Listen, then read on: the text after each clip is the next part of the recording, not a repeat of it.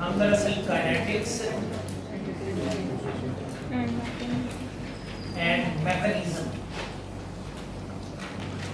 इनके रिलेशन को समझने की कोशिश कर रहे थे, जिसके लिए मैंने कुछ एग्जाम्पल आपके सामने रखी थी, जिसमें एक था थर्मल डिकम्पोजिशन ऑफ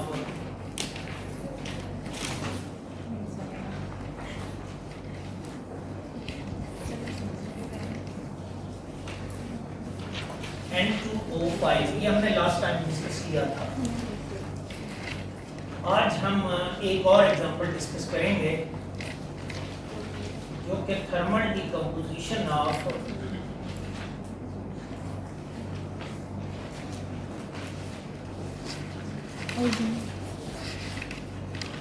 ओजोन है।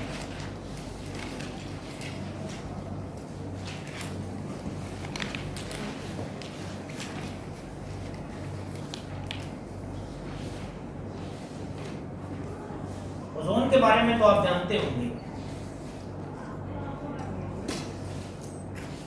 कि ये ऑक्सीजन का एक ट्राई एटॉमिक मॉलिक्यूल है।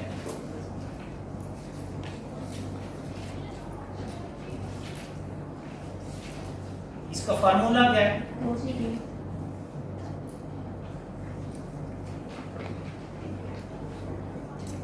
और ये थर्मली अनस्टेबल है। What does this mean?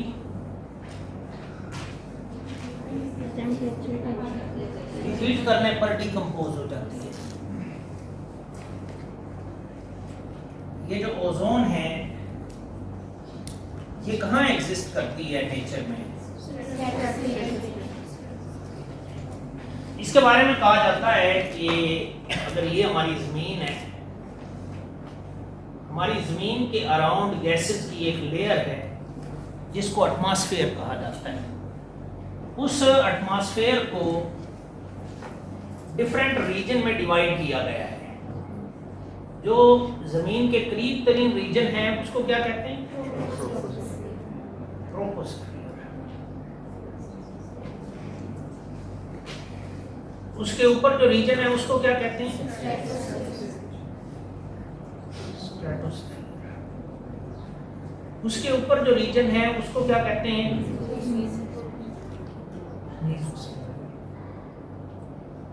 और उससे ऑनवर्ड जो रीजन है उसको क्या कहते हैं?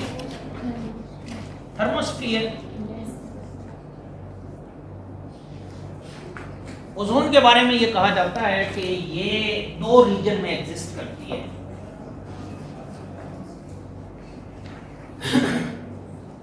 ये जो स्ट्रेटोस्फीयर है इसके अंदर ओजोन पाई जाती है, और ये ओजोन ट्रोपोस्फीयर में भी पाई जाती है।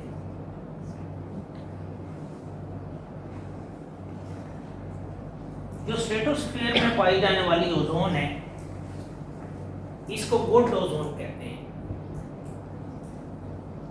क्यों? ये गुड ओजोन कहलाती है।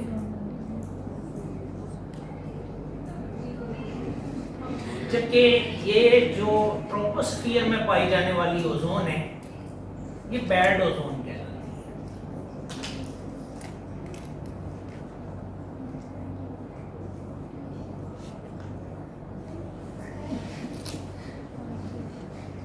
ये मैं अपनी तरफ से टर्म यूज नहीं कर रहा, ये लिटरेचर में एग्जिस्ट करती हैं। इसको गुड ओजोन इसलिए कहते हैं कि ये सूरज से आने वाली जो यूवी रेडिएशंस हैं उनको ऑब्जर्व करती है और उनको जमीन तक पहुंचने नहीं देती और हमें प्रोटेक्ट करती है, इसलिए ये गुड ओजोन है। जबकि ये ट्रोपोस्फीयर में पाई जाने वाली जो ओजोन है ये दरअसल एक्ट करती है as a green house gas. Green house gas क्या होती है?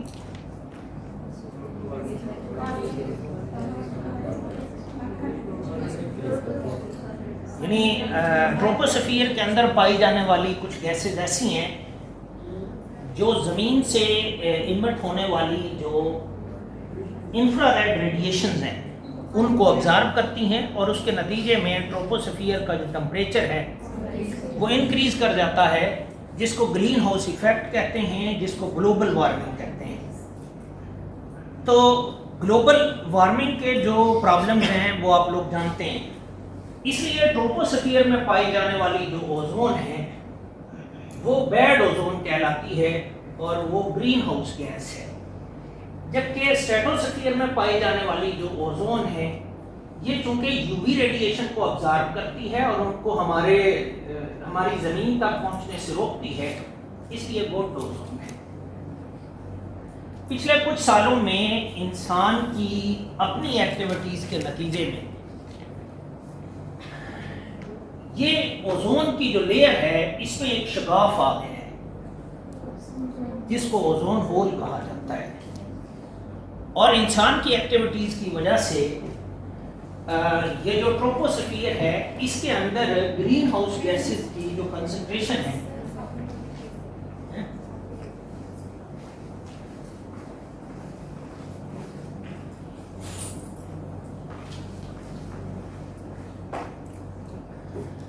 तो इंसान वक्त जहां ओजोन की लेयर को डिप्लीट कर रहा है वहां ट्रोपोस्फीयर के अंदर ग्रीन हाउस गैसेस की जो कंसंट्रेशन है उसको भी इंक्रीज कर रहा है, और उसका नतीजा बहुत सारे एनवायरमेंटल पोल्यूशन प्रॉब्लम की शक्ल में निकल रहा है। वो जो सबिया सबा का एक शेर है कि कुदरत ने सजाया है इसे लाला और गुल से, क्या हमने दिया जब से हमारी हुई दुनिया। तो नहीं, रिपीट करने की जरूरत नहीं कि जो इंसानी एक्टिविटीज हैं उनके नतीजे में जो बैड ओजोन है उसकी कंसंट्रेशन में इजाफा हो रहा है और जो गुड ओजोन है वो डिप्लीट हो रही है और जो डिफरेंट पोल्यूशन प्रॉब्लम काज कर रही है। खैर ये वो बातें हैं जो आप छोटी क्लासेस में पढ़ कर आए हैं। हम दरअसल ओजोन की थर्मल डिकम्पोजिशन को डिस्कस करना चाहते हैं और उसकी मदद से हम काइनेटिक्स और मैकेनिज्म के दरमियान जो रिलेशन है वो समझने की कोशिश कर रहे हैं। और जो ओजोन है अगर उसको किसी क्लोज्ड कंटेनर के अंदर रखकर हीट किया जाए तो ये डिकम्पोज हो जाती है। ओजोन को किसी क्लोज्ड कंटेनर में रख के हीट किया जाए तो ये डिकम्पोज हो जाती है। ये इसकी थर्मल डिकम्पोजिशन कहलाती है और इसके लिए जो ओवरऑल रिएक्शन है वो ये है। ओवरऑल रिएक्शन ये है कि ओजोन O3 को अगर हीट किया जाए तो ये ऑक्सीजन में कन्वर्ट होती है, ये आपका रिएक्टेंट होगा,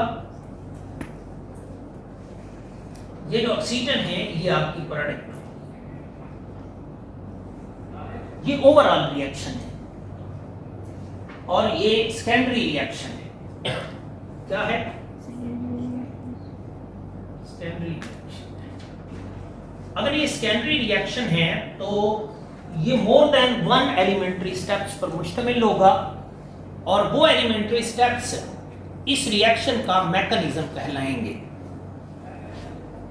तो इस रिएक्शन के मैकेनिज्म को समझने के लिए सबसे पहले ये जो ओजोन को थर्मली हीट किया यानी थर्मल डिकम्पोजिशन की जा रही है इसकी काइनेटिक्स को स्टडी किया गया और इसके लिए जो एक्सपेरिमेंटल रेट लॉ फाइंड किया गया वो मैं इधर लिखने लगा।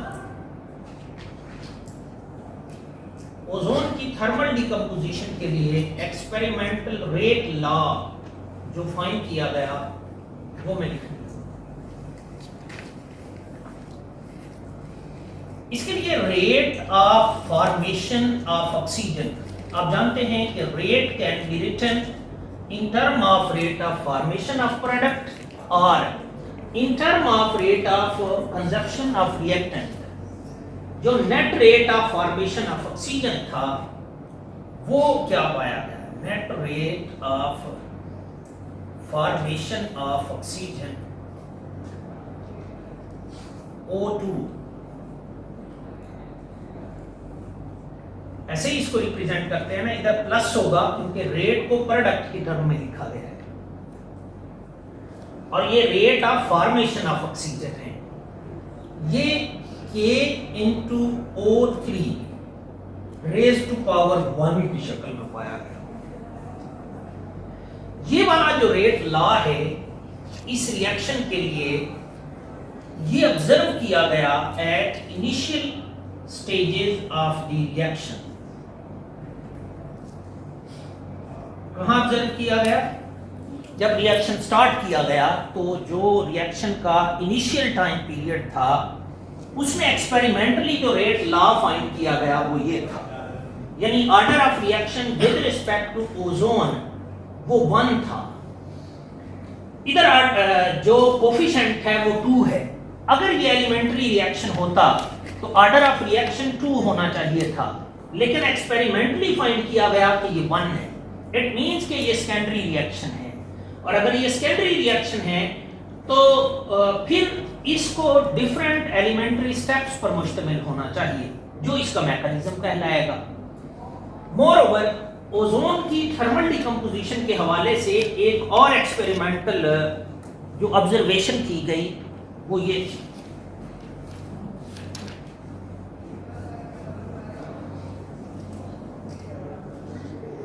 एक और ऑब्जर्वेशन ये की गई कि इनिशियल स्टेजेस पे तो इस रिएक्शन का रेट लॉ ये बनता है, लेकिन फाइनल स्टेजेस पे जब रिएक्शन नियर टू कंप्लीशन होता है तो रेट लॉ चेंज हो जाता है। At final stages of the reaction जो रेट लॉ ऑब्जर्व किया गया वो ये था कि prime O3 raise to power 2 divided by O2। ये रेट लॉ कहां ऑब्जर्व किया गया?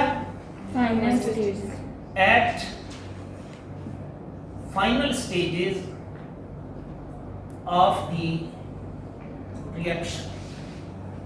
इनिशियल स्टेजेस पे रेट लॉ ये था, फाइनल स्टेजेस पे रेट लॉ ये था। ये एक्सपेरिमेंटल ऑब्जर्वेशन थी। इस काइनेटिक ऑब्जर्वेशन की बेस पे इस ओजोन की थर्मल डिकम्पोजिशन के लिए मैकेनिज्म प्रपोज किया गया। वो मैकेनिज्म क्या था?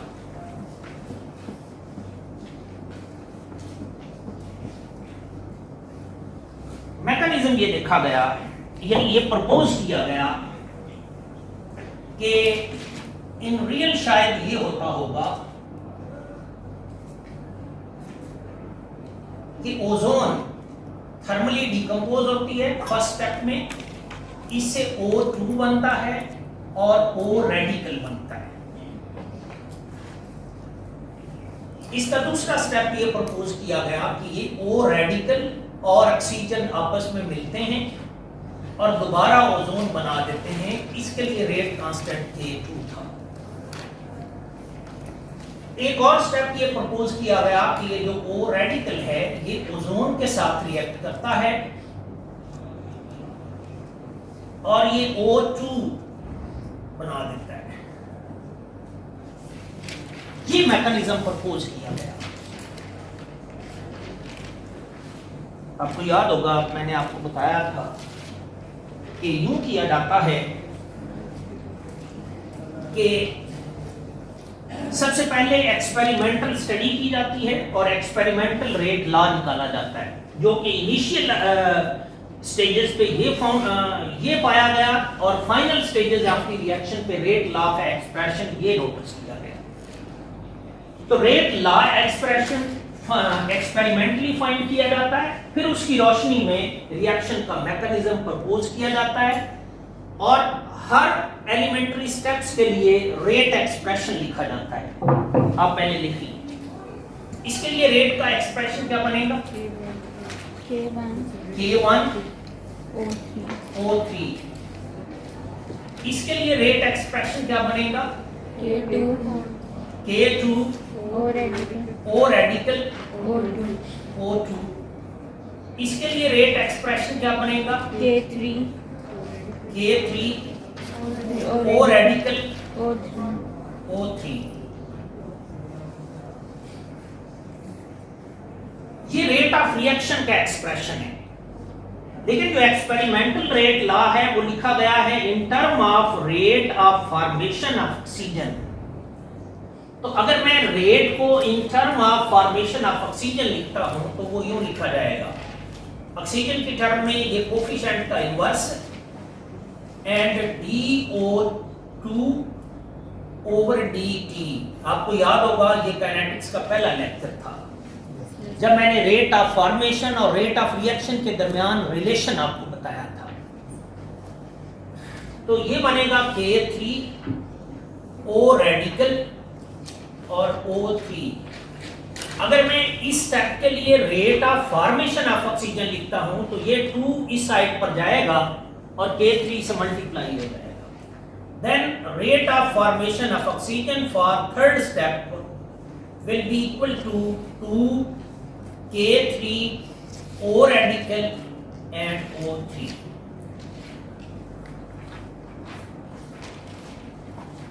तो मैंने हर स्टेप के लिए, हर स्टेप चूंकि एलिमेंट्री स्टेप है इसलिए हर स्टेप का rate law expression balance chemical equation से प्रिडिक्ट किया जा सकता है और वही मैंने लिखा है। उसके बाद अगला मरहला ये था कि जो net rate of formation of oxygen का एक्सपेरिमेंटल रेट लॉ है वो net rate of formation of oxygen की टर्म में लिखा गया है। तो यही एक्सप्रेशन मैं मैकेनिज्म से लिखता हूं, यानी मैं ये लिखने लगा हूं कि नेट रेट ऑफ फॉर्मेशन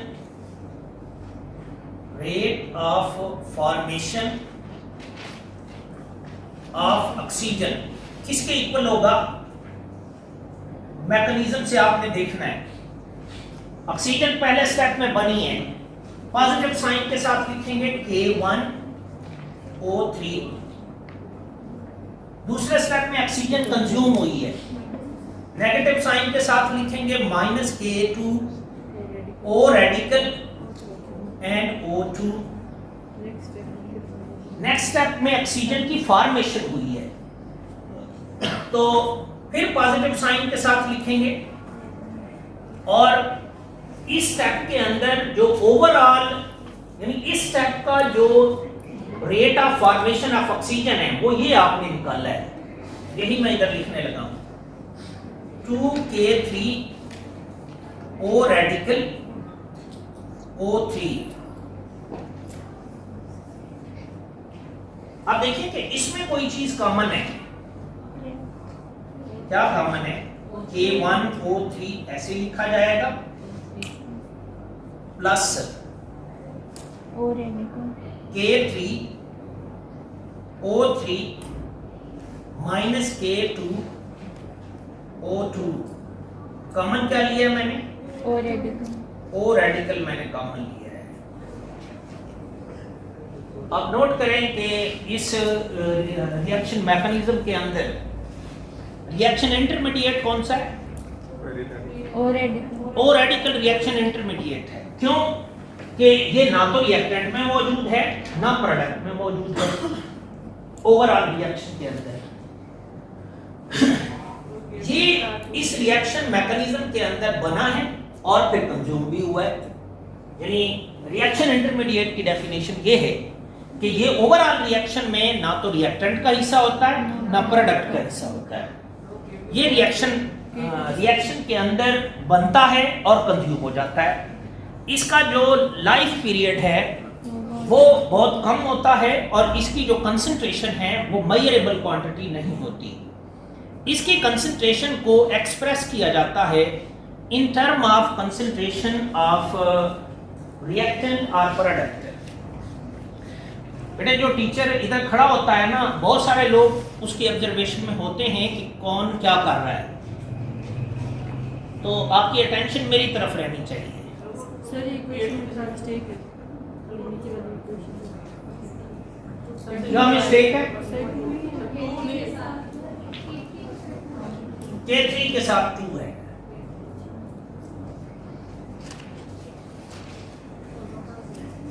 तो जो रिएक्शन इंटरमीडिएट है उसकी प्रॉपर्टीज मैं आपको बता रहा था। मैंने आपको बताया कि ऑक्सीजन रेडिकल जो है ये रिएक्शन इंटरमीडिएट है और इसकी कंसंट्रेशन मेजरेबल क्वांटिटी नहीं है। इसकी कंसंट्रेशन को एक्सप्रेस किया जा सकता है इन term of concentration of reactant और प्रोडक्ट, और वो निकालने के लिए आप स्टेडी स्टेट अप्रॉक्सीमेशन अप्लाई करते हैं। तो मैं net rate of formation of O radical लिखता हूं, net rate of formation of O radical. अब मैकेनिज्म में देखें ओ रेडिकल कहां-कहां बना है और कहां-कहां कंज्यूम हुआ है। पहले में बना है, बाकी फर्स्ट स्टेप में बना है, मैं K1 O3 लिखूंगा। उससे अगले स्टेप में कंज्यूम हुआ है -K2 लिखूंगा, O radical O2 into O2 लिखूंगा। उससे अगले स्टेप में फिर कंज्यूम हुआ है -K3 लिखूंगा, O रेडिकल into O3 लिखूंगा। ऑफ कोर्स आएगा। एक मिनट, आप net rate of formation of oxygen नहीं लिख रहे हैं, आप net rate of consumption of O radical लिख रहे हैं। यानी अगर मैं ये रेट, यही वाला एक्सप्रेशन इस टर्म में लिखता हूं, in term of rate of consumption of O radical, तो फिर ये यूं बनेगा। इसी एक्सप्रेशन को आप देखिए, ये -DO radical over DT is equal to K3 O radical O3 बनेगा। तो इसका ये 1/1 है, तो इधर 2 तो नहीं आएगा ना। वो तो मैंने 2 इसलिए लगाया था कि मैंने रेट लिखा है इन term of rate of formation of oxygen, लेकिन उस केस में इसके 1 मोल से और इसके 1 मोल से इसके 2 मोल जनरेट हो रहे थे, लेकिन इस केस में तो इसका 1 मोल कंज्यूम हो रहा है, तो इधर 1/1 आएगा, तो वो इधर 1 ही रहेगा। फिर यही वाला एक्सप्रेशन है। समझ आ गई मेरी बात? Yes, sir. इसको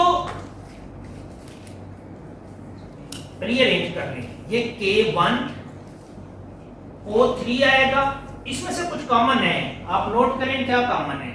O radical -O radical common आ जाएगा, बाकी क्या रहेगा K2 O2 Yes. Plus K3 O3। ठीक लिखा है। Yes According to steady state approximation, net rate of formation of O radical should be 0.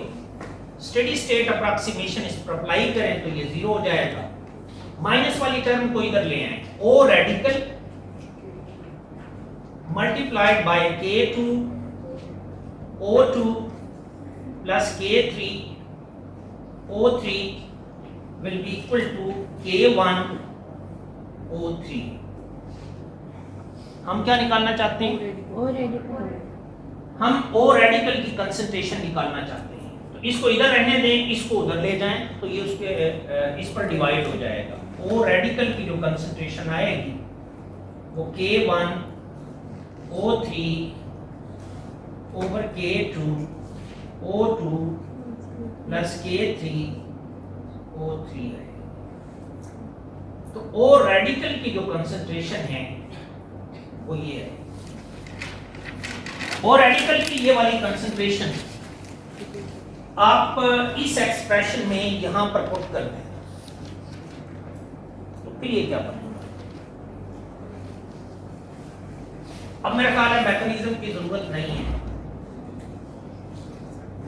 इससे जितनी इंफॉर्मेशन लेनी थी वो हम ले चुके हैं, इसकी भी जरूरत नहीं है।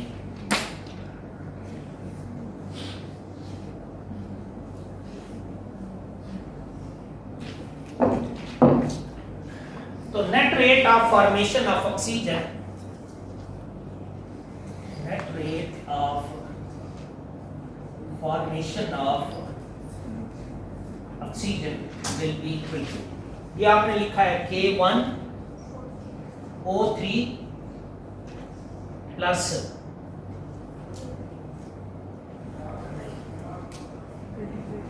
माइनस प्लस ही है ना, Yes, sir.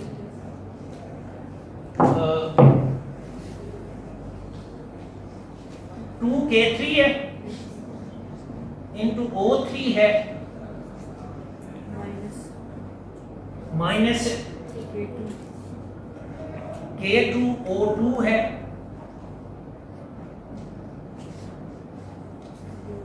और O रेडिकल जो है उसकी जगह है उसकी आपने ये कंसंट्रेशन निकाली है, ये इधर लिख देता हूं, K1O3 over K2O2 plus K3O3, यही है। यस इस सारे में से कुछ कॉमन लिया जा सकता है। K1O3 इसको कॉमन ले लेते हैं, ये K1O3 आपने कॉमन ले लिया, बाकी जो कुछ है उसको लिख लेते हैं। इधर क्या रहेगा 1/1 plus 2K3O3 minus K2O2 divided by K2O2 plus K3O3। इसका एलसीएम ले लें, K2O2 प्लस K3O3 इधर रहेगा K2O2 plus K3O3 yes plus 2K3O3 minus K2O2। ये कैंसिल ये है K1O3, ये K2O2 और ये K2O2 कैंसिल हो जाएंगे। ये 2K3O3 और ये K3O3 3K3 3K3, तो ये वाला एक्सप्रेशन बनेगा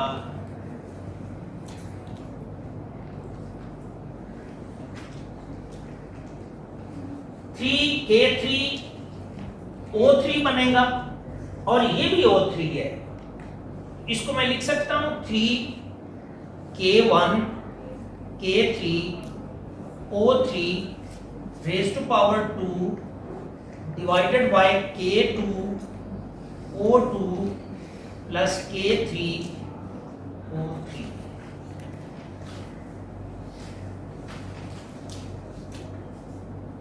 Sir, again बता देना. बेटे मैंने सिर्फ ये किया है कि ये O3 और इन दोनों को मिलाने से जो आंसर बना था वो था 3 sir. 3K3O3, यही बना है ना इन दोनों को ऐड करने से। उसको मैंने K3O3 से मल्टीप्लाई कर दिया है, तो ये 3K1K3O3 raise to power 2 divided by denominator 2। यानी आपने प्रूव कर दिया कि जो net rate of formation of oxygen है वो इसके इक्वल है।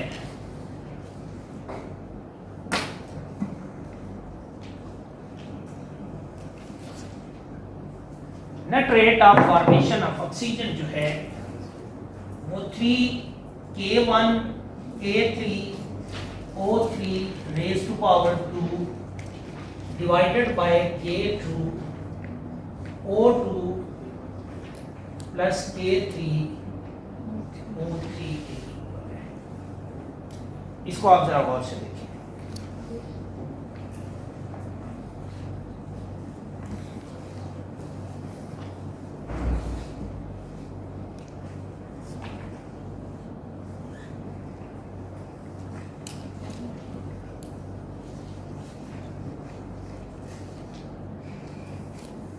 इसमें आप देखें कि अगर मैं यही वाला एक्सप्रेशन एट इनिशियल स्टेजेस देखो, eight initial stages of the reaction देखो। जब रिएक्शन स्टार्ट होगा तो रिएक्शन वेसल में किसकी कंसंट्रेशन ज्यादा होगी? O3 की O3 की कंसंट्रेशन ज्यादा होगी और O2 की कंसंट्रेशन कम होगी। It means at initial stages of the reaction, O3 is greater than O2। फिर आप बताएंगे कि फिर K2O2 प्लस K3O3 क्या होगा? मैंने कहा कि O3 की जो वैल्यू है वो O2 के मुकाबले में बहुत ज्यादा है, क्योंकि रिएक्शन जस्ट स्टार्ट हुआ है और रिएक्शन वेसल में ओजोन की कंसंट्रेशन ज्यादा है, ऑक्सीजन की कंसंट्रेशन कम है। ये इतनी कम है कि ये इसके मुकाबले में निग्लिजिबल है। तो ये जो सम है ये इक्वल टू K3O3 होगा। इट मींस कि ये जो डिनोमिनेटर है ये K3O3 के इक्वल होगा। तो फिर net rate of formation of oxygen क्या होगा? DO2 over dt will be equal to, मैं ये वाला एक्सप्रेशन लिखने लगा हूं, 3K1 K3O3 raised to power 2 divided by K3O3, ये O3 और ये स्केयर कैंसिल हो जाएंगे, ये K3 से कैंसिल हो जाएगा, ये 3K1O3 रहेगा, इसको मैं एक सिंगल कांस्टेंट से रिप्लेस कर देता हूं तो ये O3 रहेगा, यानी DO2 over dt ये K into O3 हो जाएगा। और जो एक्सपेरिमेंटल ऑब्जर्वेशन थी वो भी यही थी कि जो net rate of formation of oxygen है at initial stages of the reaction वो फर्स्ट ऑर्डर प्रोसेस है, और net rate of formation of oxygen KO3 के इक्वल है। जो मैंने मैकेनिज्म से डेरिवेशन की उसमें भी ये KO3 है। इट मींस कि जो एक्सपेरिमेंटल ऑब्जर्वेशन थी इनिशियल स्टेजेस पे उसको रिएक्शन मैकेनिज्म जस्टिफाई कर रहा है। यही वाली ऑब्जर्वेशन हम फाइनल स्टेजेस पे देखते हैं। At final stages of the reaction किसकी कंसंट्रेशन वेसल में ज्यादा होगी? O2 की ज्यादा होगी, क्योंकि रिएक्शन काफी हद तक कंप्लीट हो चुका है। O2 की कंसंट्रेशन ज्यादा होगी O3 से रिएक्शन वेसल में। तो फिर ये जो K2O2 प्लस K3O3 है ये अप्रॉक्सीमेटली इक्वल टू K2O2 होगा। ये कंडीशन आप इस पर अप्लाई कर दें, then net rate of formation of oxygen will be equal to 3K1 K3O3 raised to power 2 divided by K2O2 है।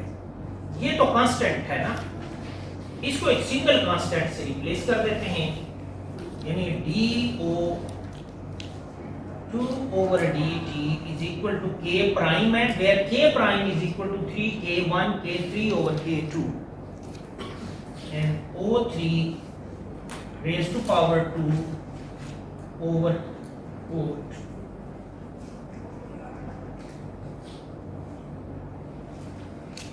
तो जो फाइनल स्टेजेस पे रेट लॉ एक्सप्रेशन है जो मैकेनिज्म से आया है वो, और जो एक्सपेरिमेंटली फाइंड किया गया है वो दोनों सेम है। इसलिए जो प्रपोज मैकेनिज्म है वो एक्सेप्टेबल है। मैंने आपको बताया था कि सिर्फ मैकेनिज्म से रेट लॉ की डेरिवेशन कर लेना और एक्सपेरिमेंटल रेट लॉ फाइंड कर लेना और उनको कंपेयर कर लेना सिर्फ ये इस बात के लिए काफ़ी नहीं है कि आपका जो प्रपोज्ड मैकेनिज्म है वो करेक्ट है। उस मैकेनिज्म को मनवाने के लिए ज़रूरी है कि आपने उस रिएक्शन मैकेनिज्म में जो रिएक्शन इंटरमीडिएट प्रपोज किए हैं उनको आप एक्सपेरिमेंटली कंफर्म करें किसी टेक्निक से। इसमें जो रिएक्शन इंटरमीडिएट था वो ओ रेडिकल था और एक्सपेरिमेंटली ओ रेडिकल की जो प्रेजेंस है रिएक्शन वेसल के अंदर वो ESR से कंफर्म की गई और फिर ये कहा गया कि जो ओजोन की थर्मल डिकम्पोजिशन का पॉसिबल मैकेनिज्म है वो यही है जो मैंने आपके सामने रखा था। फिर मैं उन स्टेप्स को रिवाइज करता हूँ कि आप कैसे करते हैं कि सबसे पहले आप किसी भी रिएक्शन की काइनेटिक्स को स्टडी करते हैं, उसका एक्सपेरिमेंटल रेट लॉ निकालते हैं, फिर आप उस रेट लॉ की रोशनी में मैकेनिज्म को प्रपोज करते हैं, हर एलिमेंट्री स्टेप का रेट एक्सप्रेशन लिखते हैं, नेट रेट ऑफ रिएक्शन यानी जो एक्सपेरिमेंटली फाइंड किया गया रेट लॉ का एक्सप्रेशन है वो चाहे रेट ऑफ फॉर्मेशन की शक्ल में था या रेट ऑफ कंजप्शन की शक्ल में था, वही रेट लॉ आप मैकेनिज्म से लिखते हैं। फिर उसमें उस एक्सप्रेशन के अंदर रिएक्शन इंटरमीडिएट की भी कंसंट्रेशन होगी जो कि मेजरेबल क्वांटिटी नहीं है, तो उनका नेट रेट ऑफ फॉर्मेशन लिखा जाता है, उस पर स्टेडी स्टेट अप्रॉक्सीमेशन अप्लाई की जाती है और उनकी कंसंट्रेशन रिएक्टेंट या प्रोडक्ट की कंसंट्रेशन की टर्म में निकाली जाती है और वो जो कंसंट्रेशन आती है वो इनिशियल एक्सप्रेशन में पुट की जाती है और फाइनली उस मैकेनिज्म से रेट लॉ एक्सप्रेशन की डेरिवेशन की जाती है। मैकेनिज्म से आने वाला रेट लॉ और एक्सपेरिमेंटली फाइंड किया जाने वाला रेट लॉ उसको कंपेयर किया जाता है। अगर वो दोनों सेम हों तो ये एक एविडेंस है कि आपका प्रपोज्ड मैकेनिज्म करेक्ट है। और ये कि सिर्फ दोनों रेट लॉ की मुताबिकत का पाया जाना सफिशिएंट नहीं है कि आपका मैकेनिज्म करेक्ट है। फिर जो मैकेनिज्म के अंदर आपने रिएक्शन इंटरमीडिएट प्रपोज किए होते हैं उनको एक्सपेरिमेंटली कंफर्म करना होता है कि वो वाकई रिएक्शन वेसल के अंदर बने थे। ये दोनों एविडेंसेस आपके मैकेनिज्म को करेक्ट मानने के लिए सफिशिएंट शुमार की जाती है।